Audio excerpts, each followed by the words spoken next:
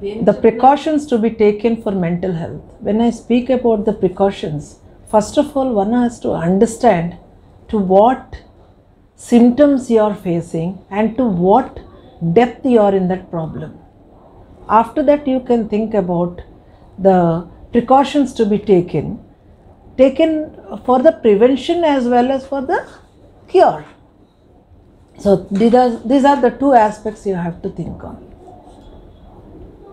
So the first aspect is, when you are wanting to know if you are normal, then you have to see what is your behavior. Suppose there is a change in your behavior, like somebody says something and then you react immediately, then afterwards you cool down and say, I don't know actually what happened, I suddenly became like that and I spoke to you. When such type of behavior comes in you, you know that there is something wrong with you mentally. So when such a behavior comes, you have to first of all analyze where the trigger has come, how you have taken the things, how you have felt about it, how you have thought about it, and how you behaved. And when that comes, and then you try to analyze it and find it out. When the trigger comes and you analyze it, you will also know that next time when you face such a situation, you should not do it. But that time also, when you have the same problem and again going to the third one and it recurs again and again, that becomes a disorder. So that is the time, I think it is high time, or before that, you have to consult somebody.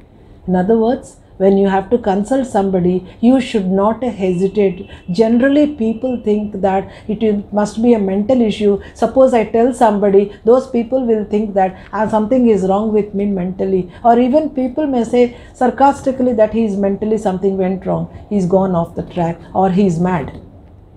So don't hesitate. You don't have to tell each and every one. You have to approach a friend, or you can approach your parents, or you can approach a psychologist, or you can approach a counselor, somebody, and talk about the same thing, like this was the behavior, and you tell when the trigger has come and how it has landed up in a feeling and ultimately into the change of the behavior.